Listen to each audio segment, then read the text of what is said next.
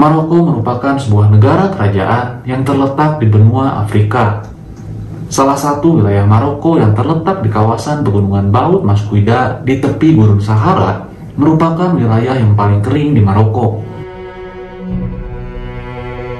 Pada wilayah tersebut memiliki kualitas tanah yang kering. Jarak yang terdapat sumber air juga sangat jauh, bro. Serta hujan hanya turun sekitar 3 kali saja dalam setahunnya. Kawasan tersebut merupakan wilayah yang dihuni oleh orang Berber. Dan untuk memenuhi kebutuhan air, para wanita Berber harus menempuh perjalanan pulang pergi selama 4-5 jam untuk mencapai sumber air terdekat. Nah, karena langkanya air bersih pada daerah ini, sebuah perusahaan yang bernama Water Foundation yang berbasis di Jerman membuat sebuah proyek vokal pada kawasan tersebut. Proyek ini bertujuan untuk memperoleh air bersih dengan menggunakan alat yang bernama Cloud Fisher yang berbentuk seperti jaring. Proyek Cloud Fisher mulai dikerjakan pada tahun 2013 dan alat tersebut dipasang pada daerah yang memiliki ketinggian 1225 meter. Dan proses pemasangannya ini membutuhkan waktu selama 18 bulan karena lokasinya yang sangat terpencil, bro. Untuk proyek ini membutuhkan sebanyak 31 buah alat Cloud Fisher. Cara kerja alat ini yaitu ketika Cloud Fisher selesai dipasang, maka angin yang membawa kabut akan menerpa jaring pada kulit Fisher. Kemudian jaring akan menangkap tetesan air dari embun akibat kabut tersebut. Nantinya tetesan air embun akan berkumpul menjadi satu dan jatuh ke bawah menuju alat penangkap air embun. Kemudian air embun akan dikirim melalui sistem pipa yang sudah terpasang menuju lembah di bawah gunung sejauh 26 km. Lalu air embun didistribusikan ke rumah-rumah tempat orang-orang Berber yang mengalami kelangkaan air. Karena terletak di ketinggian, jaring tersebut dirancang agar dapat menahan tiupan angin dengan kecepatan hingga 120 km per jam. Sedangkan jumlah air yang dapat dipanen tiap harinya adalah 4-14 liter.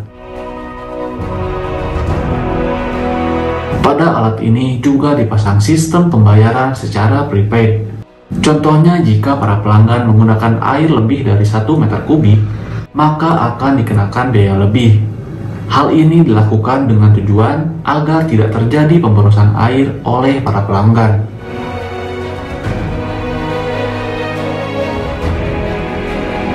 Selain Maroko, negara lain yang pernah mengalami kekurangan air karena wilayahnya yang kering adalah Israel. Namun berkat teknologi pengolahan air yang canggih saat ini, Israel menjadi pemimpin teknologi air yang terbesar di dunia dan juga negara dengan jumlah air yang melimpah. Pada puluhan tahun yang lalu, sebagian besar wilayah Israel merupakan gurun pasir, berdebu, panas, dan kering. Dan hanya sekitar 2% saja dari wilayah Israel yang merupakan lahan hijau. Dengan kondisi tersebut, membuat sumur-sumur yang ada hanya memiliki jumlah air yang sedikit, sehingga penduduk Israel kekurangan air bersih dan terjadi kelangkaan air. Kemudian pada tahun 1937, sebuah perusahaan yang bernama Makerot di Israel menciptakan proyek infrastruktur, yaitu pabrik desalinasi air, yang kemudian membuat Israel keluar dari krisis air. Dan sekarang ini lebih dari 40% lahan di Israel telah berubah menjadi hutan dan lahan pertanian yang sangat subur, serta memiliki persediaan air bersih yang sangat banyak. Saat ini perusahaan Makerot menjadi perusahaan air nasional Israel yang bertanggung jawab atas 80% kebutuhan air bersih di Israel. Terdapat pabrik desalinasi air yang dibangun. Pabrik tersebut mengolah air laut untuk dikonversi menjadi air bersih. Total ada 6 pabrik desalinasi yang tersebar di wilayah Israel. 5 berada di dekat Laut Mediterania dan 1 berada di dekat Laut Merah. Kemudian untuk membangun masing-masing pabrik desalinasi tersebut membutuhkan biaya sebesar 400 juta dolar atau sekitar 5,8 triliun rupiah. Pabrik desalinasi air di Israel ini merupakan bagian dari infrastruktur berskala besar yang bernama National Water Carrier yang membentang ke seluruh penjuru Israel. National Water Carrier ini membentang dari utara Israel hingga ke selatan Israel, dan infrastruktur ini terdiri dari stasiun pompa reservoir dan pabrik desalinasi air. Salah satu pabrik desalinasi air laut yang terbesar di Israel mampu menyediakan air bersih yang dapat diminum lebih dari 1,5 juta penduduk di Israel. Pabrik tersebut memiliki kemampuan untuk mengolah air laut menjadi air bersih hingga 624.000 meter kubik perharinya. Dalam pengolahannya, air laut dipompa menuju ke reservoir. Kemudian dari reservoir, air akan masuk ke tempat yang berisikan ikan jenis tilapia. Ikan ini berfungsi sebagai quality control dari air laut. Ikan ini dapat mendeteksi air laut yang tercemar. Setelah air laut aman dari pencemaran, air tersebut akan menuju ke pabrik tersalinasi air, dan setelah diolah, air akan didistribusikan ke rumah-rumah penduduk untuk keperluan sehari-hari mereka.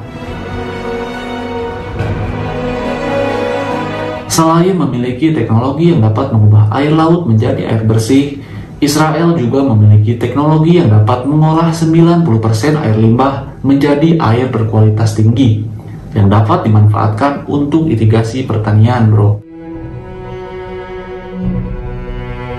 Dengan jumlah tersebut, membuat Israel menjadi negara pertama di dunia yang mampu mengolah 90% air limbah menjadi air bersih. Sedangkan negara lain adalah Spanyol, yang hanya memanfaatkan sekitar 30% limbah saja.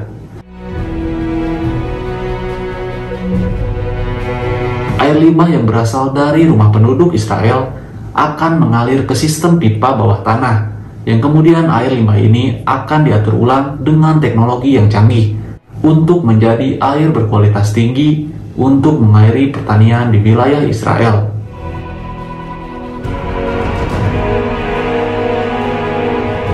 Dengan banyaknya air bersih yang ada di Israel, pemerintah Yordania berencana membeli air dari Israel tersebut.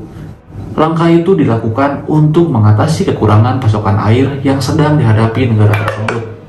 Meskipun banyak sumur yang terletak di daerah terpencil di Yordania, namun air di sumur tersebut tidak memenuhi standar untuk kebutuhan minum. Nantinya Israel akan menjual 50 juta meter kubik air bersih per tahunnya ke Yordania, dan jumlah tersebut sekitar 5% dari total air bersih yang ada di Israel.